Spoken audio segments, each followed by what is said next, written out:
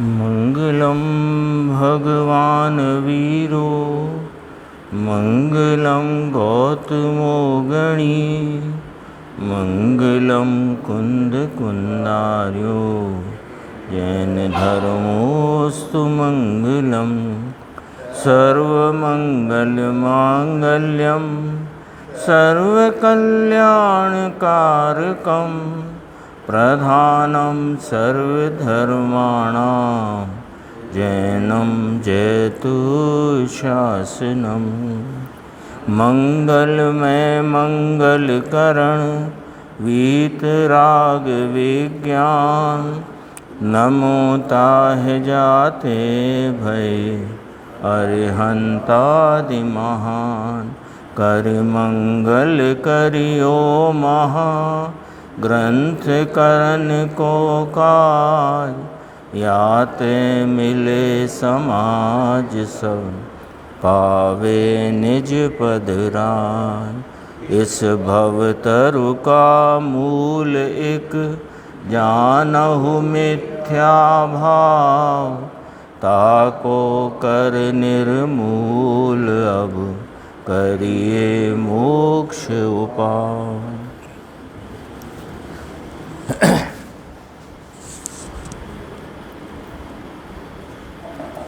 मोक्ष मार्ग प्रकाशक नाम का ग्रंथ है और इसके 7वें अधिकार की जो पंडित जी ने कहा कि जो जैन हैं जिन आज्ञा को मानते हैं उनके भी मिथ्यात्व रहता है।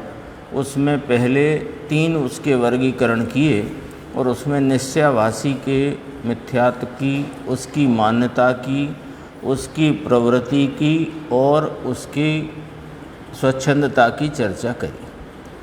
फिर उसके बाद हमने गुरुदेव श्री ने जो निश्चय व्यवहार का स्वरूप बताया वो एक विशेष प्रवचन के आधार से अपन ने कल चर्चा की थी। और अब यह व्यवहाराभासी मिथ्या दृष्टि के संबंध में यहाँ पंडित जी जो कहते हैं उसकी अपन स्वाध्याय प्रारंभ करते हैं। अब व्यवहाराभास पक्ष के धारक जैनाभासों के मिथ्यात्व का निरूपण करते हैं। देखो, व्यवहाराभास पक्ष के धारक जो व्यवहाराभास रूप पक्ष को लेकर बैठे हैं वे जैन नहीं हैं, जैनाभास है उनको। देखो, ये वाली बात यहाँ पर कही गई है। व्यवहाराभास पक्ष के धारक जैनाभासों के मिथ्यात्व का निरूपण करते हैं।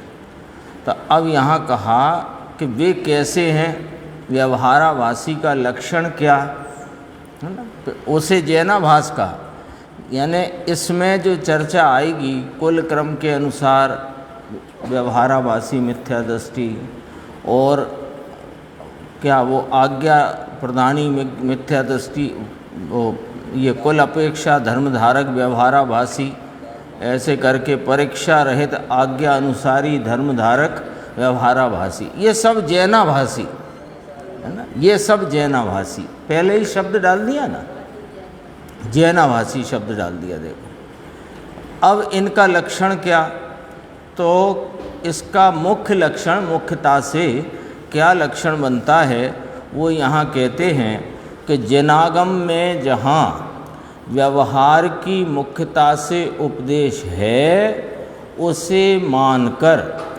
बाह्य साधन आदि का ही श्रद्धान आदि करते हैं। उनके सर्वधर्म के अंग अन्यथा रूप होकर मिथ्या भाव को प्राप्त होते हैं। इस ही लक्षण को आगे विशेष रूप से और विस्तार से कहेंगे। नीचे ही अभी अपन ने 2 पंक्ति देखी कि जनागम में जहाँ व्यवहार की मुख्यता से उपदेश है, यानी सम्यक दर्शन होने के उपरांत और स्वरूप स्थिरता होने पर जो चौथे, पांचवें और अधिक स्थिरता होने पर मुनि के स्वरूप उनके शेष रह गए राग की अशुद्धता का और उस अशुद्धता को बताने वाली देह प्रवृत्ति का जिनागम में बहुतायत से वर्णन है ना। एक अनियोग ही पूरा इसी का है, चरणानियोग, है ना। तो चरणानियोग में क्या व्याख्या, जिनागम का ही अंग है ना चरणानियोग, एक अनियोग है। उसमें क्या चर्चा की गई है कि जो ज्ञानी हैं, जिन्होंने अपनी आत्मा के भान पूर्वक मोक्ष मार्ग में प्रवेश किया है, उनको अभी उनकी उस भूमिका में क्या क्या राग रहता है और उस राग के को बताने वाली किस प्रकार की प्रवृत्ति पाई जाती है, उसको ही जिसने मोक्ष मार्ग का या मोक्ष का बाह्य साधन मान लिया है, वह व्यवहाराभासी मिथ्या दृष्टि है। हो गए ना, स्पष्ट बात है ना।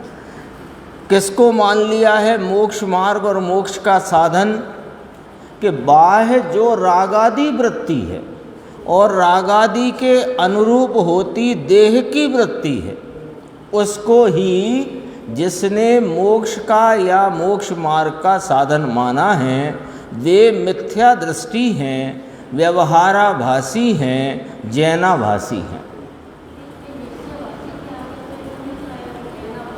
वहाँ नहीं लगाया और व्यवहाराभासी में लगाया। देखो, वो निश्चयाभासी को उसने जैन या जिनेन्द्र परमात्मा के कहे गए तत्व को जान तो लिया, लेकिन उसने व्यवहार का निषेध कर दिया। व्यवहार माने पर्याय में वर्तते हुए राग को स्वीकार ही ना किया, तो उसे हाँ ऐसा कह रहे हैं। लेकिन वह जो उसमें अंत में अपन ने पढ़ा था निश्चयाभास के संदर्भ में, कि जो मात्र निश्चय नय के विषय को ही स्वीकार करता है, और उसके पहले पढ़ा था, याद रखना पड़ेगा सब, कि जिनागम में निश्चय नय और व्यवहार नय की शैली से उपदेश दिया गया है। निश्चय नय परमार्थ को बताने वाला है, व्यवहार नय उपचार रूप है। ये बात आई थी ना। तो वह वास्तविक विषय को तो मान लेता है, लेकिन उसके साथ वर्तती हुई अपनी परिणति में रही अशुद्धता, अल्पता, अपूर्णता और राग को स्वीकार नहीं करता। ये उसका मिथ्यात्व है। वहाँ जैनाभास न लिया, और यहाँ जैनाभास क्यों लिया कि इसमें कभी कुल क्रम के अनुसार अपने को जैन मानता है, कभी आज्ञा प्रधानी ना हो, वो परीक्षा प्रधानी ना होकर आज्ञा प्रधानता से जैन मानता है, इसलिए यहाँ जैनाभास शब्द का प्रयोग किया गया है। उसकी बाहरी भी कोई वृत्ति, मतलब उनका सबका निषेध कर दिया ना, जो बाहर वृत्ति हाँ, की है उसका निषेध कर दिया। वो उसको स्वीकार नहीं करता, अशुद्धता को, अल्पता को, अपूर्णता को, किसी को स्वीकार नहीं करता।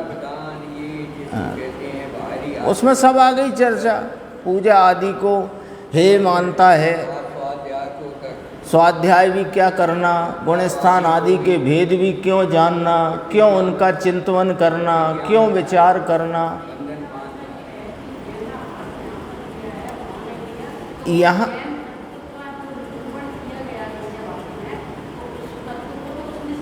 तत्व को समझता, वही मैं बता रहा हूँ, वही बात को पकड़ना कि जैन उसमें लिखा ना, अपन ने क्या याद किया अभी, कि वह मात्र निश्चय नय के, यद्यपि उसे नया भास है, पर जो आगम में निश्चय का परमार्थ स्वरूप बताया उसे जान लिया, लेकिन जो साथ में रहने वाला व्यवहार है उसे उड़ा दिया निश्चयवासी ने।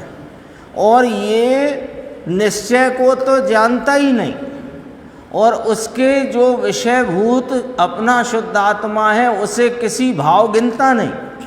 ये तो मात्र बाह्य साधन को ही मोक्ष मार्ग का या मोक्ष की प्राप्ति का साधन मानता है। हाँ, वो बाह्य साधन में वह अपने को जैन जैसा प्रस्तुत करता है, लेकिन है तो जैनाभास, इसलिए यहाँ जैनाभास। कपड़े उतार लिए, किसी का मंडल है तो उसे मुनि आभास तो कह सकते हैं। तो वो जैन जैसा प्रस्तुत करता है अपने को, ये सांख्यमती जैसा प्रस्तुत करता है निश्चयवासी, वेदांती सरीका। उसमें आया था वेदांतियों को इसकी बात इष्ट लगती है, इसको वेदांतियों की इष्ट लगती है। ये तो जैन जैसा बना घूमता है, लेकिन है कौन? जैनाभास। ठीक है ना। अभी देखो इसमें जो अब ये पंक्ति आई है, 1.5 पंक्ति के बाद, सवा पंक्ति के बाद, उनके किनके की जैनागम में व्यवहार की मुख्यता से किए हुए उपदेश को मोक्ष मार्ग और मोक्ष मार्ग की प्राप्ति का साधन मानकर बाह्य साधन आदिक का ही श्रद्धान, आदिक माने श्रद्धान करता है, उसी को उसी में प्रवृत्त होता है। श्रद्धान आदिक लिखा ना, वैसा ही मानता है, उसी को मोक्ष मार्ग जानता है और उसमें प्रवृत्त होता है। तो उनके ऐसे जीवों के सर्व धर्म के अंग अन्यथा रूप होकर मिथ्या भाव को प्राप्त होते हैं। ये पंक्ति बहुत गहन अर्थ को रखती है। कौन सी पंक्ति? उनके सर्व धर्म के अंग, अलग अलग कर दो, वो सर्व अलग कर दो, धर्म अलग कर दो। उनके सब ही धर्म के अंग अन्यथा रूप होकर मिथ्या भाव को प्राप्त होते हैं। अब धर्म के अंग कौन हुए? कि धर्म के अंग वो हैं जो या तो धर्म स्वरूप हैं या धर्म के कारण स्वरूप हैं। धर्म के अंग किन्हें कहेंगे? या तो वे स्वयं धर्म रूप हों या धर्म के कारण रूप हों। तो धर्म का कारण रूप तो ये कारण परमात्मा है, शुद्ध कारण जीव है। तो इस शुद्ध कारण जीव को तो वो धर्म के अंग मानता ही नहीं, वह तो आश्रव को धर्म का अंग मानता है और आश्रव से संवर की उत्पत्ति मानता है। तो उसके यदि देखा जाए तो द्रव्य के संदर्भ में, गुण के संदर्भ में, पर्याय के संदर्भ में, 7 तत्वों के संदर्भ में, 9 पदार्थ के संदर्भ में उसको सब मिथ्या ही मिथ्या है। ये कहना है, यहाँ इतनी बात कहना है। क्या द्रव्य के संबंध में क्या मिथ्यात्व है उसको? कि यह जो अपना जीव द्रव्य वह ज्ञान दर्शनादि से परिपूर्ण सिद्ध के समान ही शुद्ध है और शुद्धता का कारण है। वस्तु स्वभाव से शुद्ध है और शुद्धता का कारण रूप है। तो उसे वह शुद्ध भी नहीं मानता और उसको शुद्धता का कारण भी नहीं मानता। ये उसकी द्रव्य के संबंध में मिथ्या मान्यता है। गुण के संबंध में श्रद्धा गुण जो त्रिकाली है, जो प्रतीति रूप भाव से परिणमता है, जो अहम रूप भाव से परिणमता है, उसको देव गुरु शास्त्र के राग रूप भाव को श्रद्धा गुण का परिणाम मानता है। मानता है कि नहीं मानता? अभी बात कर रहे थे तो एक कोई व्यक्ति की वो अपने को सम्यक दृष्टि मानता है। कैसे मानता है? हमको सच्चे देव गुरु शास्त्र की श्रद्धा है। अरे सच्चे देव गुरु शास्त्र की श्रद्धा चारित्र गुण का विकारी परिणाम है, तुम उसे श्रद्धा गुण में कैसे घटा रहे हो? तो उसकी गुण संबंधी भूल है, चारित्र गुण में भी उसको भूल है। चारित्र स्वरूप की लीनता के परिणाम का भाव है। चारित्र किसे कहते हैं? स्वरूप लीनता को चारित्र कहते हैं। वो बाह्य में देह की प्रवृत्ति और कषाय की मंदता को चारित्र मानता है, यानी विकारी भाव को चारित्र मानता है और अजीव तत्व की वृत्ति को चारित्र मानता है। उसके ज्ञान में भी भूल है, वो ज्ञेयों से ज्ञान मानता है। गेयों से ज्ञान मानता है, कैसे कह रहे हैं कि वह निमित्त से कार्य होना मानता है। तो ज्ञान, अभी तो सुबह कितनी अच्छी चर्चा आई थी गुरुदेव के व्याख्यान में कि पोता माँ, पोता थी, पोता ना और पोता बड़े, स्वयं में, स्वयं से, स्वयं का, स्वयं के द्वारा ज्ञान होता है। वो गे का ज्ञान मानता है और गे से ज्ञान मानता है। भूल है ना?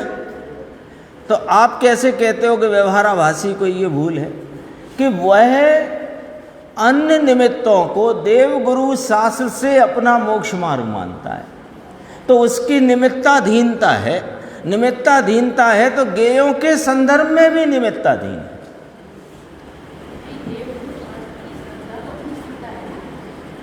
श्रद्धा कहाँ, वो तो राग का भाव है।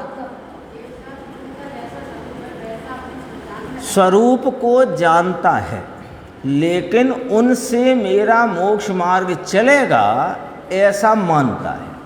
उन्हीं जैसा मेरा स्वरूप है ये मानता है। हाँ, उन जैसा स्वरूप है ये तो माना नहीं उसने। देखो, श्रद्धा की बात करी थी पहले। श्रद्धा किसे मानता है? सच्चे देव गुरु शास्त्र की श्रद्धा को ही श्रद्धा गुण का कार्य मानता है। वो तो चारित्र का विकारी भाव राग रूप है, शुभ राग है ना? और चारित्र किसे मानता है कि कषाय की मंदता और देह की प्रवृत्ति से चारित्र मानता है। चारित्र स्वरूप की रमणता का नाम है कि नहीं है? और ज्ञान में भी ज्ञान की उत्पत्ति गेयों से होती मानता है।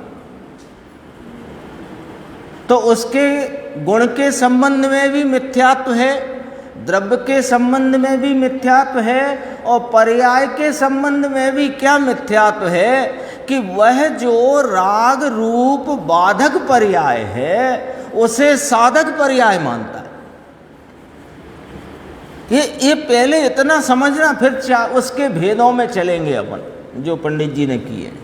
पहले इतना समझना। पर्याय में भी क्या भूल पड़ी है कि जो राग रूप बाधक पर्याय हैं, देश व्रत की, महाव्रत की, उन्हें साधक पने की पर्याय मानता है।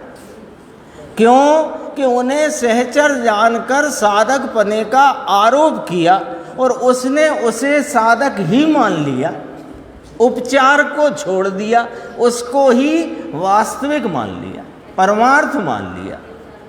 ये भूल हो गई। तो सर्वधर्म के अंग अन्यथा रूप होकर मिथ्या भाव को प्राप्त होते। एक यह गड़बड़ होने में, कौन सी गड़बड़ होने में कि जो सहचारी होने से जिन कषाय की मंदता के भावों को और उसके अनुरूप होती देह की प्रवृत्ति को जिनागम में उपचार से उस व्यवहार को मोक्ष मार्ग कहा, उसको ही अपने मोक्ष मार्ग रूप या मोक्ष मार्ग के साधन रूप मानने की एक भूल में कितनी भूलें छुपी हुई हैं। उसके सर्व धर्म के अंग अन्यथा रूप होकर मिथ्या भाव को प्राप्त हो। मार्गी को कमजोरी में परिणाम होते थे, उन परिणामों को या उन क्रियाओं को, हाँ, वो हैं तो कमजोरी के का, उनको अपना पुरुषार्थ मानता है। ये वीर गुण की गड़बड़ी ये वीर गुण की गड़बड़ी। अब 7 तत्वों का भी विचार कर लो। जो जीव, अजीव, आश्रव, बंध, संवर, निर्जरा और मोक्ष, ये 7 तत्व के श्रद्धान को वहाँ आगम में सम्यक दर्शन कहा है, मोक्ष मार्ग का है। सम्यक दर्शन ज्ञान चारित्राणी मोक्ष मार्गा तत्वार श्रद्धानम सम्यक दर्शनम, ऐसा ही है ना आगम में। अब 7 तत्वों में जो जीव तत्व है वो सामान्य लेना, अभी नियम सार वाला नहीं लेना।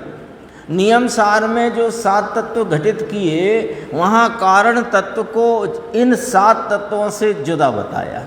वहाँ जीव की एक समय की पर्याय को जीव तत्व कहा, यहाँ जीव सामान्य को जीव तत्व लिया। तो जीव सामान्य सामान्य सदृश एक रूप ध्रुव रहने वाला, उसको ये जीव नहीं मानता।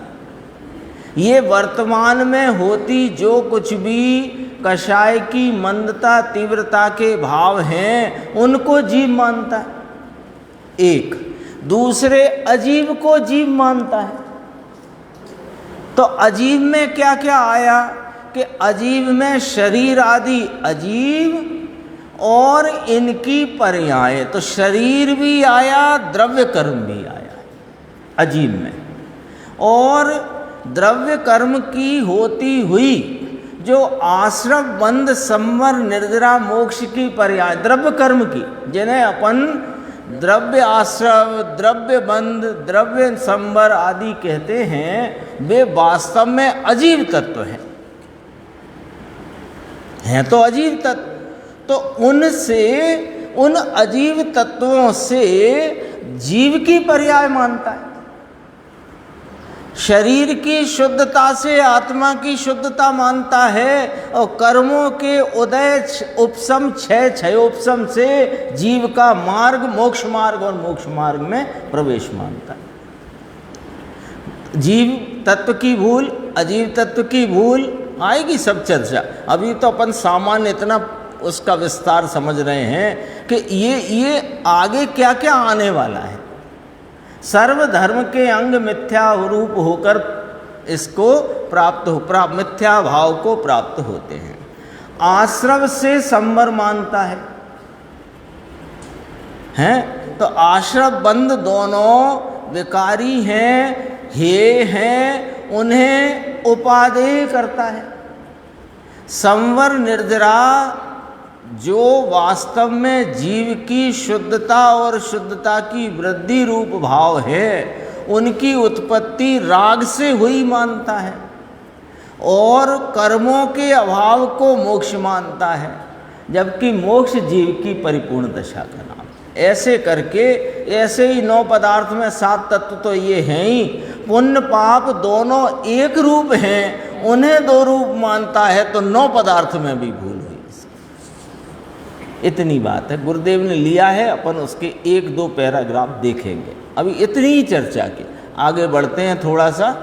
यहाँ ऐसा जान लेना कि व्यवहार धर्म की, अब जरा यहाँ पर अपने को समझाते हैं कि ऐसा जान लेना कि व्यवहार धर्म की प्रवृत्ति से पुण्य बंध होता है, इसलिए पाप प्रवृत्ति की अपेक्षा तो इसका निषेध नहीं किया गया है, परंतु यहाँ जो जीव व्यवहार प्रवृत्ति ही से संतुष्ट होकर सच्चे मोक्ष मार्ग में उद्यमी नहीं होते, उन्हें मोक्ष मार्ग में सन्मुख करने के लिए उस शुभ रूप मिथ्या प्रवृत्ति का भी निषेध रूप निरूपण करते हैं। इसमें क्या खास बात हो गई, देखो कि व्यवहार धर्म की प्रवृत्ति यानी दया, दान, पूजा, व्रत, भक्ति, ये सब व्यवहार धर्म कहलाता है। इसकी प्रवृत्ति से पुण्य बंध होता है। अब जरा समझना, यहाँ पर बिल्कुल बैलेंस से बात की है ना पंडित जी साहब ने। पुण्य बंध होता है, पर जो होता है वैसा समझना। पुण्य बंध होता है तो पुण्य बंध होता है, और पाप प्रवृत्ति से पाप बंध होता है, ये बात तो बराबर है। तो पाप प्रवृत्ति की अपेक्षा देखा जाए तो पुण्य प्रवृत्ति का या व्यवहार धर्म की प्रवृत्ति का निषेध नहीं किया गया है। ये पीछे निश्चयावासी के प्रकरण में भी इस बात को कहा गया था कि शुभ को छुड़ाया है तो शुद्ध की प्राप्ति के लिए, अशुभ में जाने के लिए नहीं, है ना। अब देखो इसमें क्या कहते हैं, इसमें भी बहुत गंभीर है। पहले तो कहा व्यवहार धर्म यानी दया, दान, पूजा, व्रत, भक्ति आदि सब व्यवहार धर्म, इनकी प्रवृत्ति से पुण्य बंध होता है। और पाप रूप यानी भोगादिक की प्रवृत्ति से, इंद्रिय विषयों की प्रवृत्ति से पाप बंद होता है। ये अपेक्षा लेकर के इनका निषेध नहीं है, एक पॉइंट। अब परंतु लगाया पंडित जी ने कि यहाँ जो जीव, यहाँ किसकी चर्चा है, यहाँ माने यहाँ जो चर्चा है कि जो जीव इस व्यवहार धर्म प्रवृत्ति से संतुष्ट हो गया है कि मैं तो धर्मात्मा हूँ, मैं मोक्ष मार्ग में प्रवर्तन कर रहा हूँ और मैं मोक्ष की प्राप्ति करूँगा, तो वह संतुष्ट हो गया। और सच्चा मोक्ष मार्ग तो इस शुद्ध कारण तत्व के आलंबन से ही है, अन्य कोई स्वरूप जिनेंद्र परमात्मा ने कहा नहीं है। तो उसमें संतुष्ट होकर मोक्ष मार्ग में, सच्चे मोक्ष मार्ग में उद्यमी नहीं होता। उन्हें अब ये गंभीर है पंक्ति, उन्हें मोक्ष मार्ग के सन्मुख करने के लिए अथवा उन्हें मोक्ष मार्ग की प्राप्ति उन्हें भी होए, ऐसा अंतरंग करुणा से उनको सन्मुख करने के लिए, अब देखो, अब शब्द पढ़ो, उस शुभ रूप मिथ्या प्रवृत्ति का भी निषेध रूप निरूपण करते हैं। क्या मतलब निकला इसका? अभी व्यवहार धर्म को शुभ रूप मिथ्या प्रवृत्ति कह दिया। कैसे? कि तुम्हारे मिथ्यात्व टल जाने पर, सम्यक्त का उदय हो जाने पर जो रागादि भाव अनुकूल कहे जा सकें, ऐसे दया, दान, व्रत, पूजा, भक्ति के कषाय की मंदता रूप परिणामों को उपचार से व्यवहार धर्म कहा गया है ना? तो वो ज्ञानी को ये पुण्य और पाप की अपेक्षा लगेगी। किसको लगेगी? ज्ञानी को लगेगी। अज्ञानी को ये अपेक्षा ही नहीं लगेगी। ये इस 4 पंक्तियों में अर्थ भरा हुआ है। शुभ रूप मिथ्या प्रवृत्ति का लो। अब मिथ्या प्रवृत्ति को ऊपर से उठा के शब्द डालो यहाँ, शुभ रूप व्यवहार धर्म की मिथ्या प्रवृत्ति का भी निषेध रूप निरूपण करते हैं। बोलो गलत तो नहीं पढ़ा? गलत पढ़ा हो तो टोका जा सकता है।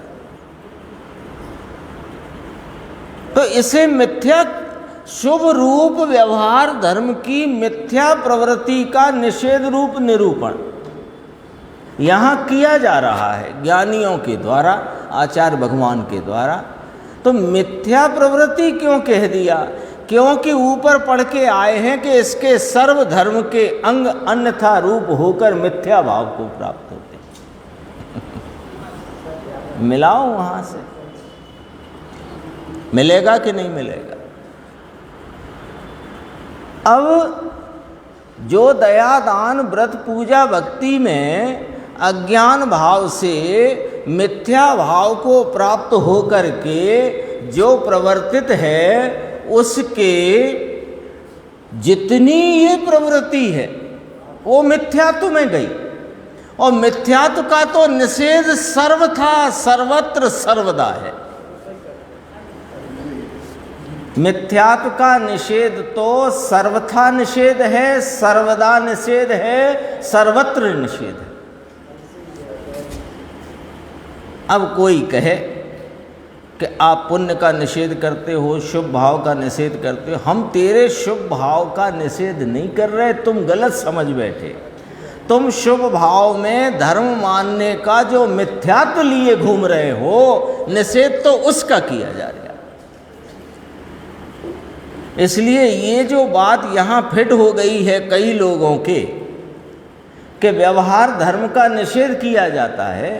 व्यवहार धर्म का निषेध किस प्रकार है कि निश्चय में प्रवृत्ति द्वारा निषेध होता है व्यवहार धर्म का। निश्चय में प्रवृत्ति द्वारा व्यवहार धर्म का निषेध होता है। व्यवहार धर्म का उसका निषेध नहीं, व्यवहार में धर्म मानने के मिथ्यात्व का निषेध सर्वथा है, सर्वदा है, सर्वत्र है। ऐसा गंभीर अर्थ यहाँ पंडित जी ने उसमें रखा है। देखो है कि नहीं, बात गंभीर है। बात अपने को लगता है शुभ भाव का निषेध करते, अरे शुभ भाव का निषेध करने और नहीं करने के संबंध में उसके दो पहलू बनते हैं कि ज्ञानी हुआ है उसको शुभ भाव की प्रवृत्ति अशुभ के निषेध के लिए है और स्वरूप में जाने के लिए शुभ का निषेध है। ज्ञानी है ना, तो ज्ञानी के तीन भूमिका हैं, अशुभ की भूमिका, शुभ की भूमिका, शुद्ध की भूमिका। तो अशुभ के निषेध के लिए शुभ का उपदेश किया गया और शुद्ध स्वरूप की प्राप्ति के लिए शुभ का निषेध किया गया। अब जो शुभ भाव को ही धर्म मानता है वह उसके धर्म के सारे अंग मिथ्यात्व रूप भाव से परिणमित हैं, इसलिए उसके मिथ्यात्व का तो सर्वथा सर्वदा सर्वत्र निषेध है। लो अब आई बात समझ में, दो पहलू खड़े हो गए। जो स्टोव देश में गाथा आती है कि धूप के बजाय छांव में इंतजार करना अच्छा है, वो तीन भूमिका वाले की बात है। और जो शुभ भाव में धर्म मानता है उसके शुद्ध भाव की तो उत्पत्ति ही नहीं हुई है और वह शुभ भाव में धर्म मानने के मिथ्यात्व रूपी रोग से पीड़ित है। उस मिथ्यात्व का निषेध करने के लिए उसको कहते हैं कि ये शुभ भाव में धर्म नहीं है। कितनी स्पष्टता है। सारा अपन लोगों के बीच के लिए, अपने सबके लिए की बात है। अपने को ही घबराहट होती है जरा ज़्यादा निषेध आ जाए तो। अरे उस समय समझना कि जब शुभ का निषेध आचार्य भगवान करते हों, ज्ञानी धर्मात्मा करते हों, ज्ञानी व्याख्याता गुरुदेव श्री करते हों, तब ये समझना कि मिथ्यात्व का निषेध चल रहा है। और जब ज्ञानी के लिए शुभ का निषेध करते हैं तो वह स्वरूप रमणता के लिए करते हैं। अब बताओ कहाँ उलझन बाकी है, कहाँ अपने को अब यहाँ ये समस्या रह गई कि वे व्यवहार को उड़ाते हैं और वे व्यवहार का निषेध करते हैं, व्यवहार धर्म को धर्म नहीं मानते, तो धर्म है नहीं तो नहीं मानते, और जो धर्म मानते हैं उनको निषेध करते हैं। साफ सुथरी बात है, उलझन है नहीं। हमको ही लगने लगता है सभा में बैठे बैठे कि बहुत ज़्यादा निषेध कर दिया आज तो। अब क्या कर दिया? यदि मिथ्यात्व का निषेध कर रहे हैं तो उसमें उसका निषेध आएगा। और अब मान लो पद्म ब्रह्मधारी मुनिराज कहें कि मैं तो इस शुभ भाव को भी छोड़ता हूँ, तो उसका अर्थ समझना कि वे शुद्ध में जाते हैं। निहाल भाई सौगानी कहें कि शुभ भाव मुझे भट्टी के समान लगता है, तो वो क्या अशुभ भाव की अपेक्षा भट्टी बता रहे हैं उसे, अथवा अपने शुद्धता के एयर कंडीशनड की अपेक्षा बता रहे हैं? कितनी स्पष्टता है, अद्भुत पंक्तियां हैं पंडित जी की। अभी तो आगे बात और चलेगी और गुरुदेव का अपन एक कथन पढ़ेंगे, तब फिर आगे बढ़ेंगे। वो जो भेद आए हैं ना, चार कुल अपेक्षा आदि, है ना। अभी देखो अब यहाँ क्या कहते हैं, यह जो कथन करते हैं इस प्रकार से जिनागम में ज्ञानियों द्वारा, आचार्य भगवंतों के द्वारा इस प्रकार का निरूपण किया गया है, मिथ्यात्व का निषेध किया गया है। तो अब कथन करते हैं इसी प्रकार, जो अपन ने अभी तक समझी ना बात, कैसे निषेध है, उस प्रकार निषेध करते हैं। तो उसे सुनकर यदि तुम शुभ प्रवृत्ति छोड़कर अशुभ में प्रवृत्ति करोगे तब तो तुम्हारा बुरा होगा। वहां शुभ में धर्म मानते हो, इस मिथ्यात्व का निषेध किया था। और शुभ और अशुभ एक समान है, ये इसलिए कहा था कि उसमें तुमने भेद डाल रखा है। लेकिन ऊपर देखो कि शुभ से पुण्य बंद होता है, अशुभ से पाप बंद होता है। तो पाप बंद की पुण्य बंद की अपेक्षा तो पाप बंद बुरा ही है कि नहीं? तो कहते हैं तुम्हारा बुरा होगा। फिर सेमी कोलन है, यानी अर्धविराम है अभी। और यदि यथार्थ श्रद्धान करके मोक्ष मार्ग में प्रवर्तन करोगे तो तुम्हारा भला होगा। वाक्य अब पूरा हुआ, आधा वाक्य नहीं लेना कभी। यदि सेमी कोलन है, कोमा है, तो इसका मतलब अभी बात पूरी हुई नहीं है। हाँ, क्या बात कही जा रही है वो बात पूरी नहीं हुई, पूरी होने दो। दोबारा से यह जो कथन करते हैं, कौन सा कथन? कि जो जीव व्यवहार प्रवृत्ति से ही संतुष्ट होकर सच्चे मोक्ष मार्ग में उद्यमी नहीं होते, उन्हें मोक्ष मार्ग में सन्मुख करने के लिए उस शुभ रूप मिथ्या ये शब्द ने बहुत इसमें कमाल किया है। शुभ रूप मिथ्या प्रवृत्ति का भी निषेध रूप निरूपण करते हैं। अब उसे सुनकर तुम शुभ प्रवृत्ति छोड़कर अशुभ में प्रवर्तन करोगे तो बुरा होगा। लेकिन और यदि, आगे बात कही, पूरी नहीं कही थी ना, अब कही, यथार्थ श्रद्धान करके मोक्ष मार्ग में प्रवर्तन करोगे तो तुम्हारा भला होगा। जैसे, अब इसका उदाहरण दिया पंडित जी, जैसे कोई रोगी निर्गुण औषधि का निषेध सुनकर औषधि साधन को छोड़कर कुपथ्य करेगा तो वह मरेगा। उसमें वेद का कुछ दोष नहीं है, उसमें जिनवाणी का और निरूपण करने वाले आचार्य भगवंतों ज्ञानियों का कोई दोष नहीं है। ये समझना, वेद का दोष नहीं है। निर्गुण औषधि का निषेध सुनकर औषधि साधन को छोड़कर कुपथ्य करेगा। देखो, ये जो पुण्य रूप व्यवहार धर्म है, ये निर्गुण औषधि है। ये मोक्ष मार्ग में गुण नहीं करती। मोक्ष मार्ग में तो स्वरूप का आलम्बन, स्थिरता, लीनता, एकाग्रता, उसका गुण होता है। गुण होता मन उससे लाभ होता है, इससे लाभ नहीं होता, इससे साधना नहीं होती, इससे आराधना नहीं होती। आज सुबह कलश आया था 299 कि जो जीव राग की सेवना करते हैं वे अपराधी हैं।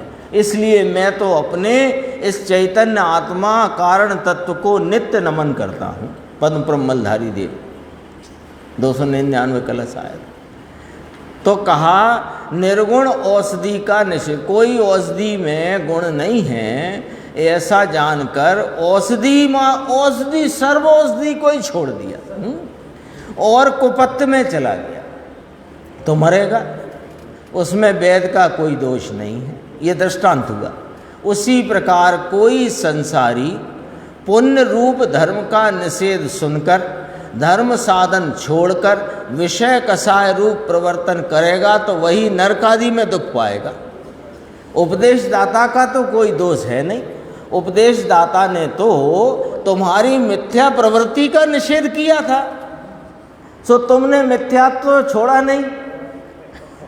तुमने जो शुभ रूप व्यवहार धर्म को धर्म मानने का मिथ्यात्व जो पाल लिया था, उसका निषेध किया था, सो तुमने मिथ्यात्व को तो त्याग किया नहीं और शुभ को छोड़कर तुम विषय कषाय आदि में प्रवर्तन करने लगे तो नरकादि में दुख पाओगे। ये तो स्पष्ट है, पढ़ लो, करना नहीं होगा।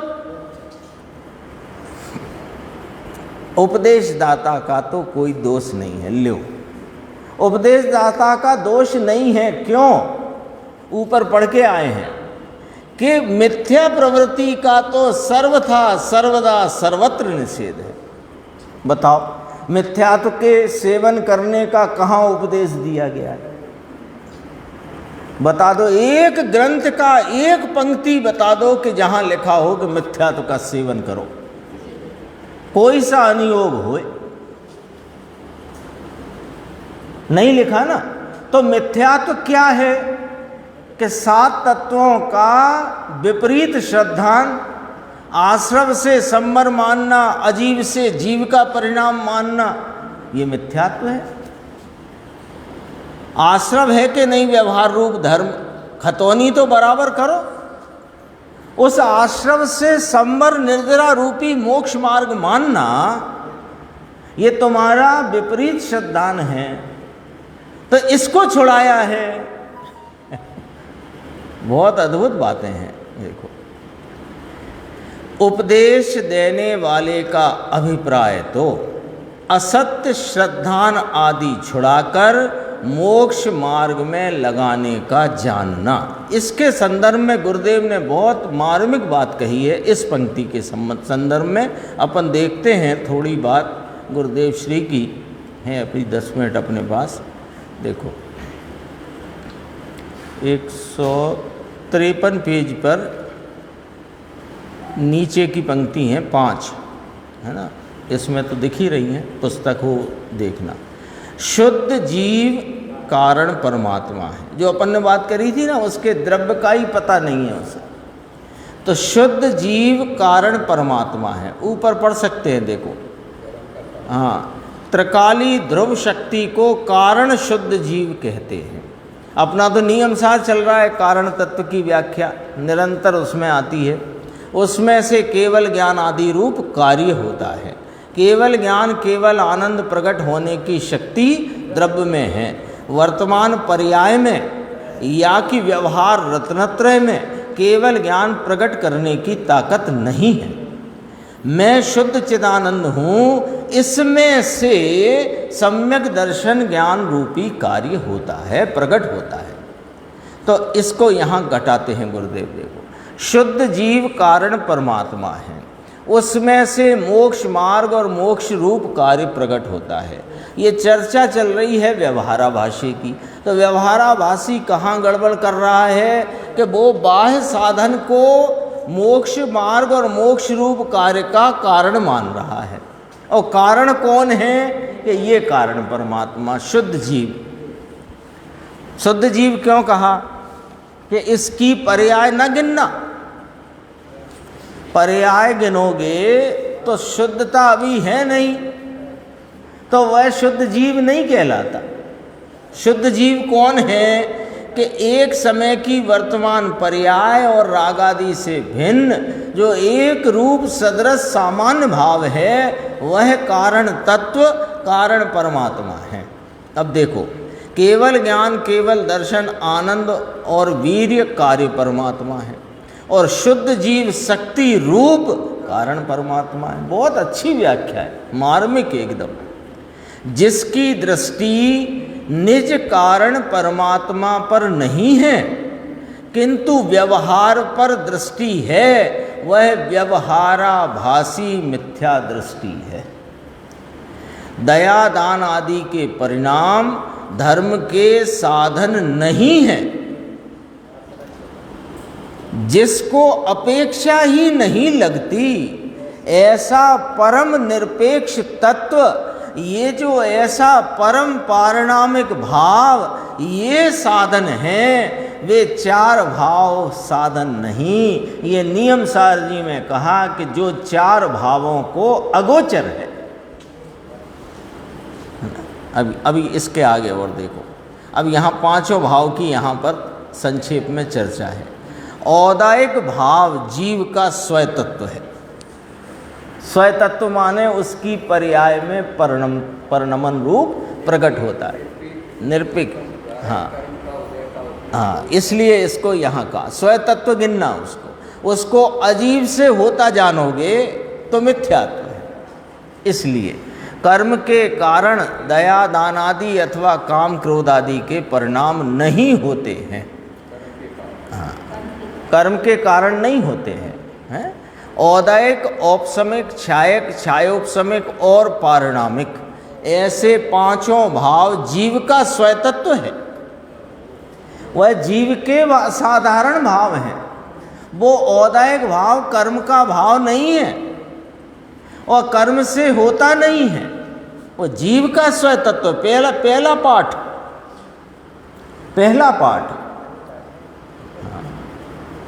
अपने को तो निर्णय करना है, अपने को मोक्ष मार्ग प्रकाशक की स्वाध्याय नहीं करना है, अपने को नियम सार जी, समय सार जी की स्वाध्याय नहीं करना है, उनकी स्वाध्याय द्वारा निर्णय करना है। ओहो, स्वतत्व कहा। कर्म अब यहाँ घटाते हैं, कर्म अजीव तत्व है, कर्म की अस्थि है इसलिए औदायक भाव है, ऐसा नहीं है। औदायक भाव पर्याय में अपने कारण से होता है। दया, दान, व्रत, पूजा आदि औदायिक भाव है। अज्ञानी उन्हें धर्म का साधन मानता है। ये व्यवहाराभासी की मूल भूल। यानी अपन ने अभी निश्चयभासी वाला प्रकरण पढ़ा, वे लोग कम हैं, अधिक लोग ये हैं, अधिक ये हैं। इसलिए इसके विस्तार में 4 प्रकार घटित करके बताए। हाँ, इसमें कर्तृत्व का बोझा लिए डोल घूम रहा है। देखो, आत्मा में करण नामक शक्ति है, यानी साधन आत्मा की शुद्धता रूप व्यक्ति का पर्याय की प्रकटता का साधन आत्मा का आत्मा में है, बाह्य में नहीं। उसका अवलंबन ले तो सम्यक दर्शन, ज्ञान, चारित्र प्रकट होता है। उस मोक्ष मार्ग का व्यय होकर मोक्ष प्रकट होता है। कारण परमात्मा एक रूप सदरस भगवान है। उसके अवलंबन से निश्चय, सम्यक दर्शन, ज्ञान, चारित्र पर्याय प्रकट होती है। उसमें सम्यक दर्शन उपसम, क्षयोपसम या छायक होता है। ज्ञान और चारित्र क्षयोपसम भाव रूप है। सब समझा दिया, पांचों भाव की संक्षेप में और मुद्दे की चर्चा। ये 5 भाव की बात कहकर क्या कह दिया गुरुदेव श्री ने कि पांचों भाव जीव के स्वतत्व हैं, वो किसी अन्य से नहीं होते। वह उसकी पर्याय में होते हुए 4 भाव वह अपनी पर्यायगत योग्यता से होते हैं। और परम पारिणामिक भाव कारण परमात्म तत्व वह सदरस सदरस सदरस एक सामान्य स्वरूप है। हाँ, ये निरपेक्ष है, सबको निरपेक्ष लिया। औदैहिक भाव ही निरपेक्ष, क्योंकि वह उस समय के स्वकाल में उत्पन्न होता हुआ जीव का परिणाम है। आगे अपन 159 पेज देखेंगे।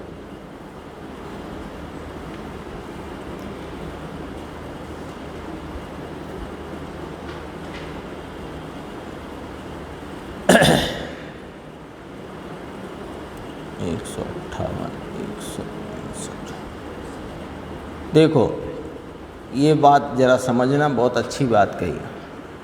भगवान कुंद आचार्य देव ने पंचास्तिकाय में निश्चयाभासी और व्यवहाराभासी का वर्णन किया है।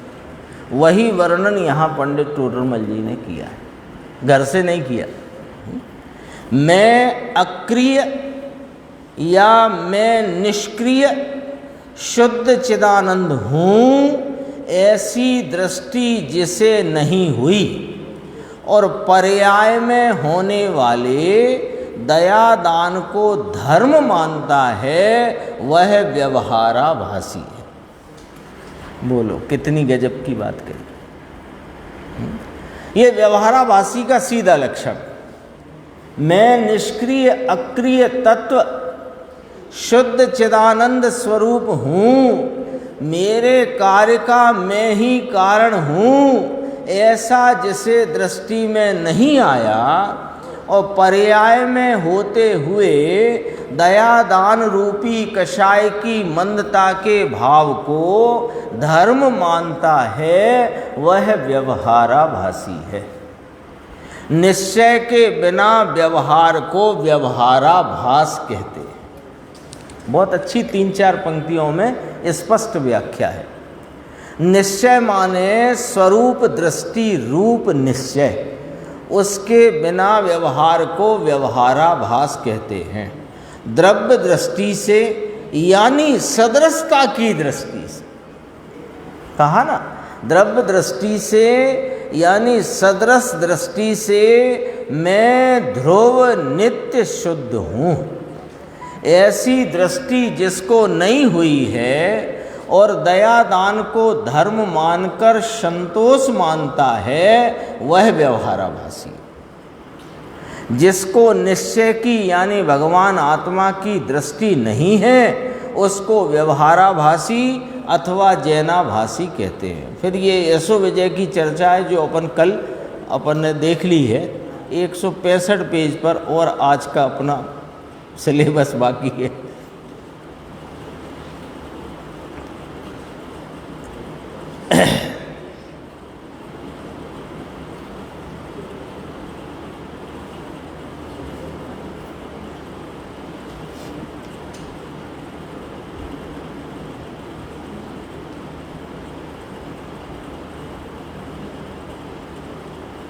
ये अपन ने पढ़ा था ना, उपदेश दाता का अभिप्राय। तो एक पंक्ति जो लास्ट की पढ़ी थी उसका यहाँ गुरुदेव ने बहुत अच्छा निरूपण किया है। उपदेश दाता का अभिप्राय तो सच्ची श्रद्धा कराकर असत श्रद्धा, असत ज्ञान और असत आचरण छुड़ाने का है। देख लो, असत का अर्थ यहाँ झूठा और सत का अर्थ है सच्चा। दोबारा पढ़ेंगे। उनका अभिप्राय तो सच्ची श्रद्धा कराकर झूठी श्रद्धा, झूठा ज्ञान और झूठा आचरण छुड़ाने का अभिप्राय है। कौन का? उपदेशदाता। उपदेशदाता कौन है? ज्ञानी, धर्मात्मा, आचार्य भगवंत और जिनेन्द्र परमात्मा, ये उपदेशदाता है। सम्यक दर्शन बिना बाह्य चारित्र अरण्य में रुदन के समान है। अरण्य नाम जंगल में रोते रहो, क्या लाभ है? रण में पोक गुरुदेव का शब्द है, उसका अर्थ किया हिंदी अरण्य में रुदन। उसको जन्म मरण का नाश नहीं होगा। आत्मा ज्ञायक चिदानंद है। पर्याय में पुण्य पाप के परिणाम होते हैं, वे व्यर्थ हैं। व्यर्थ हैं तो उन्हें व्यर्थ क्यों कह रहे हो? अभी तो आप कह रहे थे कि अशुभ की अपेक्षा शुभ से पुण्यबंध होता है, अशुभ में प्रवृत्ति कराने का अभिप्राय नहीं है, आपने फरमाया था। अब आप उसको व्यर्थ कह रहे हो, इसका अर्थ क्या है? कि मोक्ष मार्ग में वे सर्वथा व्यर्थ हैं।